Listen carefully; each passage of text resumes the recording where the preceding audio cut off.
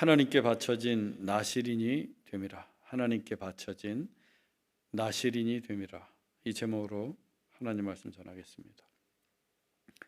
오늘부터 그 유명한 삼손의 이야기가 시작이 됩니다. 이 삼손은 교회를 다니건 다니지 않건 또 어른이건 어린아이건 그 이름을 모를 사람이 없을 정도로 아주 유명한 인물입니다. 그의 영웅담을 기록한 영화들도 수두룩합니다. 어쩌면 성경에서 예수님 다음으로 널리 알려진 인물이 삼손일 것입니다. 이 삼손은 이스라엘의 마지막 사사입니다. 삼손은 또 그 시대의 어벤져스, 가장 용맹스럽고 강력한 사사로서 우리에게 많은 도전과 용기를 주었던 사사이자 또한 가장 치욕스러운 수모를 당해 우리 마음을 아프게 했던 사사이기도 합니다.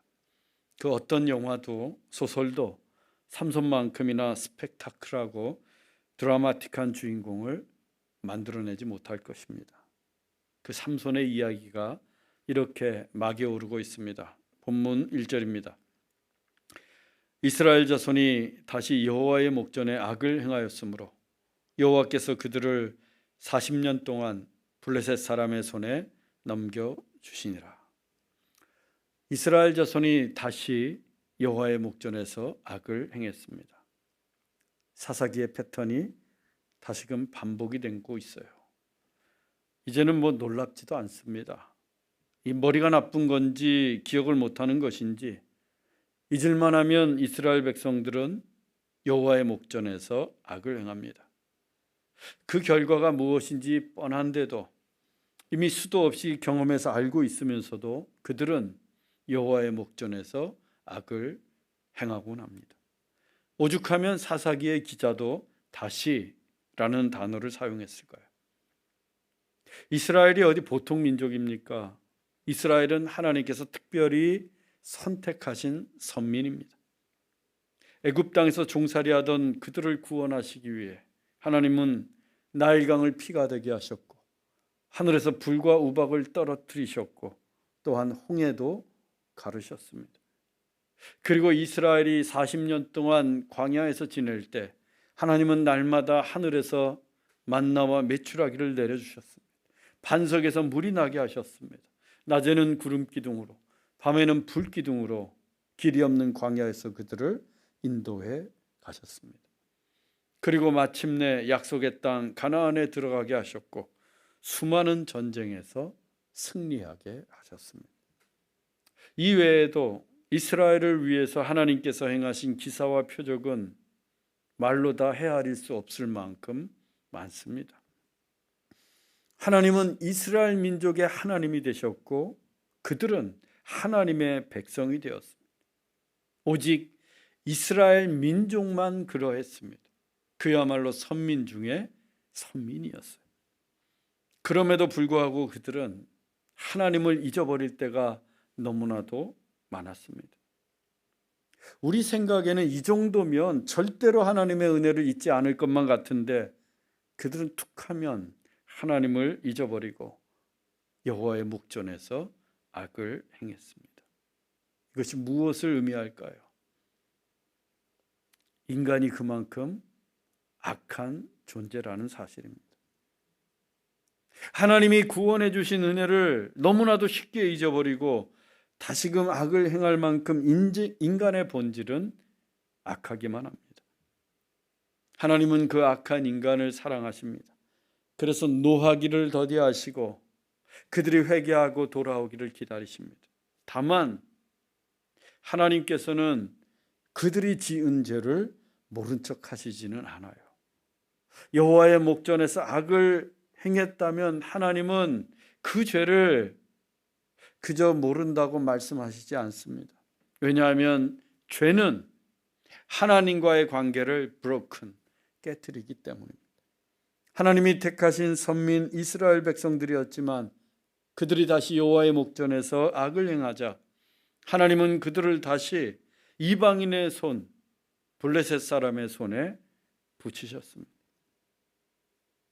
그 세월이 장장 40년이에요. 이 40년은 사사기에서 이방인에게 억압받은 기간 중에 가장 긴 시간입니다. 40년은 결코 짧은 시간이 아닙니다. 우리나라가 일본에 억압받은 기간이 36년이에요. 36년. 그런데도 그 아픔과 슬픔, 그 식민의 잔재가 아직까지도 남아 있습니다. 그래서인지 일본이 지리적으로는 가장 가까운 나라이지만 마음으로는 가장 먼 나라가 되었습니다. 축구 경기는 물론이고 이 가위바위보도 한일전만큼은 무조건 이겨야 한다고 할 정도예요. 36년의 고통이 그 압제가 그만큼이나 컸던 것입니다. 그런데 이스라엘이 블레셋의 억압을 받은 기간은 그 36년보다 4년이 더 많은 40년이었습니다. 특히 성경에서 40년은 한 세대, 원 제너레이션을 가리킵니다. 이스라엘 백성들은 한 세대가 다 지나갈 동안에도 블레셋 사람들의 압제에서 벗어나지 못하고 학대받고 고통당하며 살아야 했어요. 그 참혹한 어둠의 시대에 서광이 비치기 시작합니다. 본문 2절로 3절입니다. 소라 땅에 단 지파에 마노아라 이름하는 자가 있더라. 그의 아내가 임신하지 못하므로 출산하지 못하더니 여호와의 사자가 그 여인에게 나타나서 이르시되 보라 내가 이제 임신하여 아들을 낳으리니. 단 지파에 속한 마노아라 하는 사람이 소라 땅에 살고 있었습니다. 이 소라 땅은 블레셋과 접경 지역에 있는 곳으로 블레셋의 힘이 가장 강력하게 미치는 곳이었어요. 그곳 소라 땅에 살고 있던 마노아에게는 아내가 있었는데 그녀는 임신하지 못하는 여인이었습니다. 단지 아이를 출산하지 못하는 것이 아니라 임신하지 못하는, 즉 임신이 불가능한 여인이었어요. 이 불임은 성경에서 하나님께서 역사하시는 아주 중요한 모티브입니다. 사라가 그랬고 라헬이 그랬고 한나가 그랬습니다. 그리고 엘리사벳도 임신하지 못하는 불임의 여인이었어요. 하나님께서는 그들의 굳게 닫힌 태를 열어주셨고 그래서 사라는 이삭을 낳았습니다. 라헬은 요셉을 낳았고 한나는 사무엘을 낳았어요. 그리고 엘리사벳은 세례 요한을 낳게 됩니다. 하나님은 그 아들들을 통해 하나님의 일을 이루어 가십니다. 이삭은 약속의 아들로서 아브라함이 열국의 아비가 되는 첫걸음이 되었고 그 이삭의 혈통을 통해 우리 주님 예수 그리스도께서 이 땅에 나셨습니다. 요셉은 애굽의 만인지상 총리가 되어 그들의 가족을 흉년으로부터 구해 주었고 사무엘은 이스라엘 역사상 가장 위대한 선지자가 되었습니다. 그 사무엘이 이스라엘의 초대왕 사울과 또 2대 왕 다윗에게 기름을 부어 왕으로 세웠어요. 세례 요한은 예수님의 오실 길을 준비하는 광야에 외치는 자의 소리가 되었습니다. 모두가 불임을 통해 역사하시는 하나님의 능력과 섭리를 보여주고 있어요.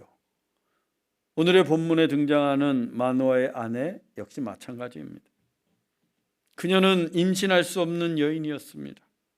그런데 그녀에게도 하나님의 역사가 시작되고 있습니다. 여호와의 사자가 그녀에게 나타나 내가 임신하여 아들을 낳을 것이라고 합니다. 그 아이가 장차 이스라엘의 마지막 사사가 될 삼손이었어요.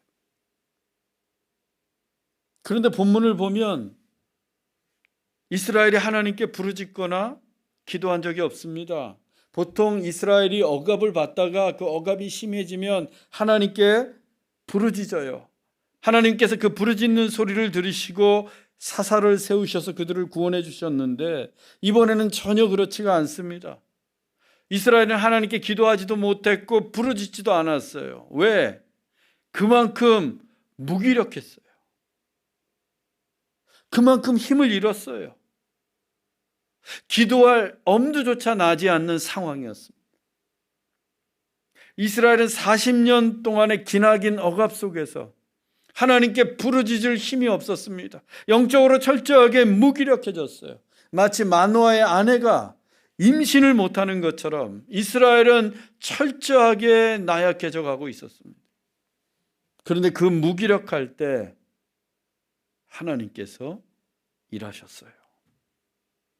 이스라엘이 하나님께 기도할 엄두조차 내지 못하고 있을 때 하나님은 먼저 그들을 위해 일하기 시작하십니다. 여러분, 하나님이 이런 분이에요. 우리가 너무 힘들어서 기도할 힘마저 없을 때, 우리가 쓰러졌는데 일어설 힘조차 남아있지 않을 때, 그때에도 하나님은 우리를 위해 일하십니다. 하나님께서 먼저 무기력한 불임의 태를 여시면서 일하십니다. 그래서 우리가 포기하지 않고 끝까지 붙들어야 할 분이 하나님이십니다. 기도할 힘이 없고 일어설 힘이 없고 철저하게 무기력해졌을 때에도 하나님께서 우리에게 오시기 때문이에요. 하나님이 오셔서 우리의 불임의 문제, 억압의 문제, 40년간의 고통에서 우리를 자유케 하실 것입니다. 사랑하는 여러분, 어떤 경우에도 어떤 상황에서도 용기를 잃지 마시고 하나님께서 오시기를 기다리기 바랍니다. 하나님이 반드시 여러분을 위해 일하기 시작하실 것입니다. 본문 4절로 5절입니다. 너는 삼가 포도주와 독주를 마시지 말며 어떤 부정한 것도 먹지 말지니라. 내가 임신하여 아들을 낳으리니 그의 머리 위에 삭도를 대지 말라. 이 아이는 태에서 나옴으로부터 하나님께 바쳐진 나실인이 됨이라. 그가 블레셋 손에서 이스라엘을 구원하기 시작하리라. 하나님은 마노아의 아내에게 말씀하십니다. 포도주와 독주를 마시지 말고 어떤 부정한 것도 먹지 말라. 여기서 부정한 것은 율법이 금하고 있는 음식들입니다. 그리고 아들이 태어나면 머리 위에 삭도를 대지 말라고도 하셨어요. 머리 자르지 말라는 거예요. 왜냐하면 그 아이는 태어서 나옴으로부터 하나님께 바쳐진 나실인이 되었기 때문입니다. 그리고 그가 앞으로 블레셋 사람의 손에서 이스라엘을 구원할 것이라고도 하십니다. 그런데 우리말 태에서 나옴으로부터는 더 정확하게 번역을 하면 태중에서부터입니다. 즉 삼손은 어머니 태에서부터, 어머니 뱃속에 있을 때부터 하나님께 바쳐진 나실인이 되었던 거예요. 태어나기 훨씬 전부터, 잉태되었을 때부터 그는 하나님께 바쳐진 나실인이 되었습니다. 그런데 태중에 있을 때는 보이지 않아요. 볼 수 없습니다. 임신 초기에는 표도 나지 않아요. 그런데도 하나님의 일은 시작되고 있었어요. 불임이 잉태로, 불가능한 일이 가능한 일로, 억압에서 구원하는 역사로 그 위대한 하나님의 일이 우리 눈에는 보이지 않지만 이미 시작되고 있었습니다. 우리에게도 마찬가지예요. 지금 우리 눈에 보이지 않아도 우리를 향하신 하나님의 일은 시작되고 있고, 우리는 볼 수 없지만 우리 교회를 향한 하나님의 위대한 역사는 진행되고 있습니다. 그렇다면 그 일을 준비하는 우리의 자세는 어떠해야 할까요? 하나님의 일은 이미 시작되고 있는데 우리는 어떤 모습으로 그 일을 기다리며 준비해야 할까요? 거룩입니다. 거룩하게 우리의 삶을 구별하고 부정한 것을 삼가하면서 하나님의 역사를 기다려야 합니다. 지금 하나님께서 삼손의 어머니에게 요구하신 것이 무엇입니까? 포도주 마시지 말라, 독주 마시지 말라, 어떤 부정한 것도 먹지 말라라고 말씀하셨어요. 거룩한 삶을 요구하시는 것입니다. 나실인, 그 나실인의 뜻이 구별하다, 성별하다예요. 거룩하게 구별하여 하나님께 바쳐진 인생이 나실인의 인생입니다. 그래서 나시린은 머리에 삭도를 대지 않습니다. 포도주와 독주를 금하고 그 어떤 부정한 것도 먹지 않아요.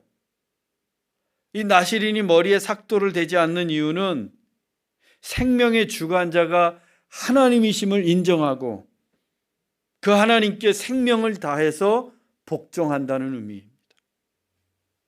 포도주와 독주를 금하는 것은 거룩한 행실로서 살아간다는 뜻이에요. 이것이 나시린이 지켜야 할 의무입니다.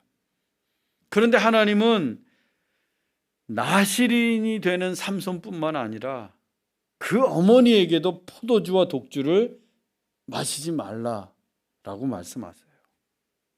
그 어머니에게도 어떤 부정한 것도 먹지 말라라고 말씀하십니다. 이것이 무엇을 의미합니까? 하나님께서 태중에 있는 그 아이를 나시린으로 거룩하게 구별하신 것처럼 그 아이의 출산을 기다리는 어머니도 거룩하게 구별된 삶을 살라는 뜻이에요. 하나님은 지금 태어날 삼손과 함께 그 어머니에게도 나시린의 삶을 요구하고 계십니다. 이것은 우리에게 대단히 중요한 메시지를 줍니다. 우리의 자녀가 신실한 믿음의 자녀가 되기 원한다면 어떻게 해야 돼요? 먼저 그의 부모가 신실한 믿음으로 살아가야 합니다. 결혼을 해서 아이를 갖게 되면 그 아이를 잉태한 어머니는 어떻게 합니까? 예수님을 믿든 믿지 않든 좋은 것만 먹어요. 술, 담배 안 합니다. 심지어 감기에 걸려도 약을 먹지 않아요. 그리고 버티는 게 어머니예요. 이 세상 모든 어머니가 그렇습니다.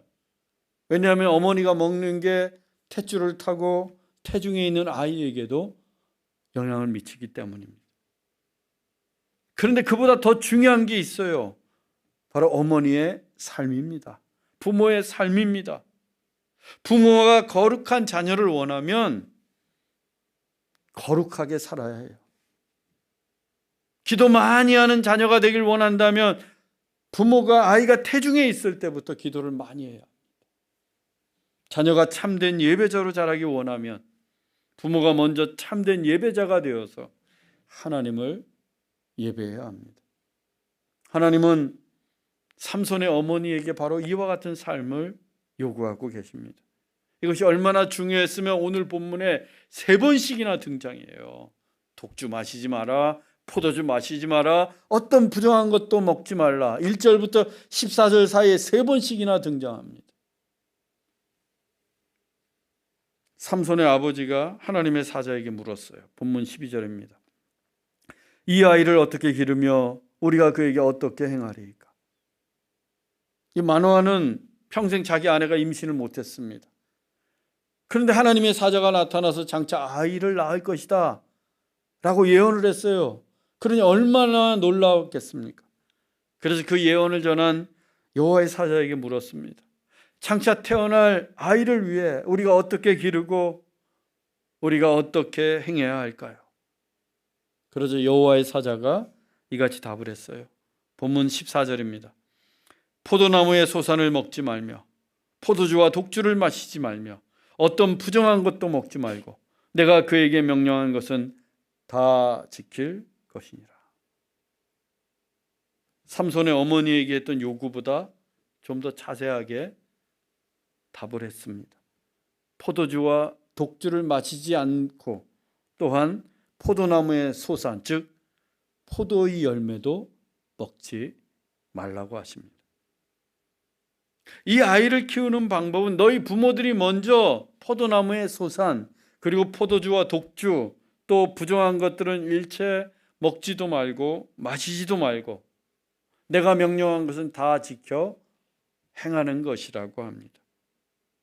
나시린을 낳게 될 부모가 먼저 나시린의 삶을 살라는 거예요. 이와 같은 삶은 나시린에게만 요구된 것이에요. 나시린에게만 요구하고 계시는 하나님의 말씀입니다. 그런데 중요한 것은 우리도 여러분들도 다 나실인이라는 거예요. 삼손과 같은. 나실인의 뜻이 거룩하게 구별된 사람이라고 했어요. 거룩하게 구별된 존재. 그런데 하나님께서 예수님을 믿게 된 우리를 무엇라고 부르십니까? 성도라고 불러주세요. 성도. 이 성도의 뜻이 거룩하게 구별된 사람이에요. 거룩하게 구별된 무리. 나실인과 그 의미가 똑같습니다. 즉 이 시대의 나실인이 성도입니다. 나실인의 다른 이름이 성도예요. 즉 하나님께서 우리를 이 시대의 나실인으로 부르셨습니다. 그렇다면 삼손의 어머니에게 요구하시고 또 삼손에게 요구하신 말씀은 오늘 우리 모두에게 해당되는 말씀이에요.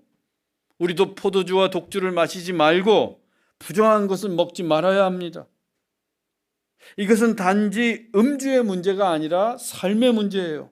즉 거룩하게 살라는 거예요. 이 세상과 거룩하게 구별된 인생을 살아가야 한다는 말씀입니다.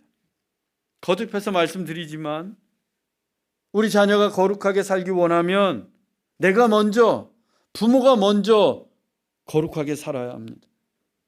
내 자녀가 정말 하나님을 신실하게 예배하는 예배자가 되길 원한다면 내가 먼저, 부모가 먼저 참된 예배자로 살아야 돼요.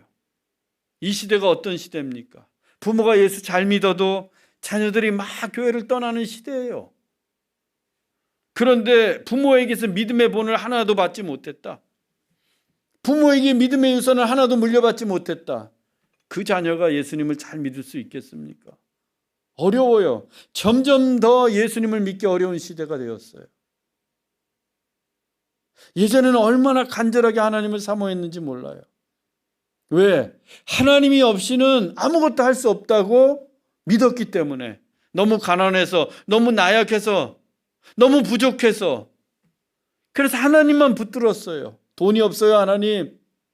병원에 갈 수가 없어요, 하나님. 그러면서 밤이고 낮이고 새벽이고 주의 전에 나와서 엎드려 기도했습니다. 근데 지금 어때요? 가진 게 많아졌어요. 소유가 많아졌어요. 하나님 없이도 살아갈 수 있을 것만 같아요. 기도하지 않습니다. 하나님 찾지 않아요. 내가 가진 것 가지고, 내 소유 가지고, 내 힘과 능력 가지고 얼마든지 이 세상 살아갈 수 있을 것 같아요. 스마트폰 하나 있으면 다 될 것만 같아요. 그렇게 예수 믿기 힘든 시대가 이 시대입니다. 부모가 나실인의 삶을 살지 않는다면 우리 자녀 세대들 어떻게 될지 장담할 수 없어요. 교회들마다 보세요. 우리 교회처럼 주일학교가 부흥하고 있는 교회는 흔하지 않아요. 주일학교 없는 교회들이 태반입니다. 다 떠나요. 청년들은 다 교회를 떠나고 있어요. 우리 교회 청년들 정말 잘 가르쳐야 합니다. 생명 다해서 가르쳐야 돼요. 자녀들 주일학교 정말 열심히 투자해야 돼요. 그런데 정말 중요한 게 뭐냐? 부모들이 먼저 잘 믿어야 한다는 거예요. 부모들이. 아이들만 덜렁 교회 맡기는 게 아니라 부모들이 먼저 나실인의 삶을 살아야 한다는 겁니다. 지금 하나님이 마노아의 아내에게 그걸 요구하고 계시잖아요.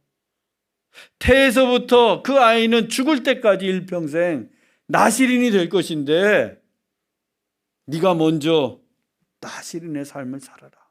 하나님께서 그렇게 우리에게 요구하고 계십니다. 밝음이 밝음을 낳습니다.